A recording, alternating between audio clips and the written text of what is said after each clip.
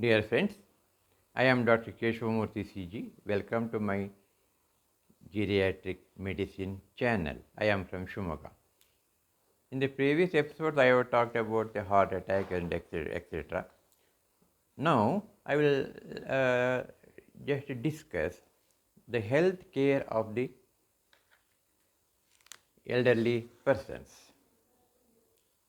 While doing so, when a patient presents to the doctor as a geriatrician in our clinic, we consider the presenting illness, what for, what are his main complaints, and we will make a note of it. And apart from that, screening of the physical examination, we will do the medical review. What are the diseases with which he is suffering? And what are the medications he is taking? What is the nutrition status? Whether he is able to hear properly, see properly his vision, and is he suffering from any pain? Has he got urinary incontinence? What is his mental status, cognitive status, emotional status, spiritual status? All these things we will consider while examination when taking the history of that patient.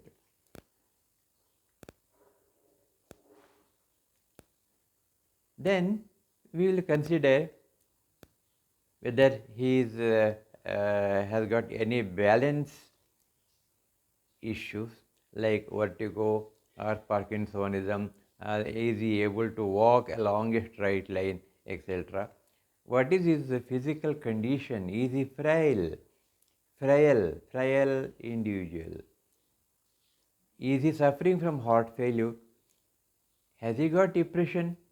Has he got insomnia? Is he able to sleep properly in the night? Has he got daytime drowsiness? Is he suffering from diabetes? Has he got incontinence of urine, which the patient they themselves never reveal that things unless it is asked.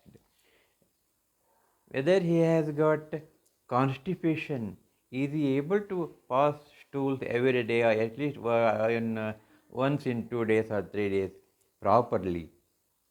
Or has he got any hard stools, complaining or passing hard stools? Then the dementia, whether a patient is able to uh, remember things, the past things. There is a way so many tests to do. So, mini mental state examination is uh, one of such tests which we do in the clinics. Then about the osteoporosis, his joint pains, all these things we will consider while taking the history. Many times we make the patient to walk along the corridor and we watch it, how he walks from his back, his behind. We stand behind the patient and ask him to walk. And how he walks, whether he is able to walk straightly, chest up, or he scoops, and whether he holds the wall sideways. All these things we will take care of while examining the patient.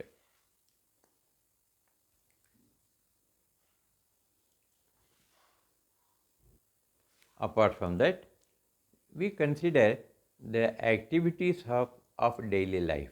There are two types of activities of daily, ADL and instrumental activities of daily life.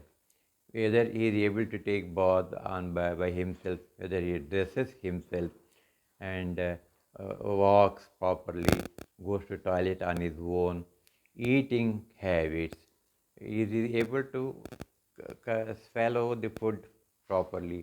Control of bladder and bowels is very important aspect unless as they won't come forward. Performing the housework, is he able to do small housework? Is using telephone, is very important, and is he able to shop a few things in the market? In the house, whether he is able to prepare meals? Can he take drugs prescribed by the doctor by himself, or he needs assistance, or he needs a pill box which contains 7 chambers, in which the first day what he has to take, the second day what he should take, all those things will be there. Managing finance, whether patient is able to market things, able to do count the changes given by the shop owner. All these things will be considered. Along with that, what are the sufferers? What are the disease with he is suffering? BP, thyroid, hypo and hyper, diabetes. Whether he has got occult blood in stools, vision and hearing, I already told you. In lady patients, we consider of a pap smear if there is some problems in the senior female patient. What about his dental care? Has he got intact dentist, or he has got artificial dentition? Whether you do exercise properly, at least half an hour a day. In female patients, we consider about the mammography to detect any early signs of cancer, breast cancer. What is whether it takes calcium and vitamin D properly as prescribed by the doctor, all the things has to be considered.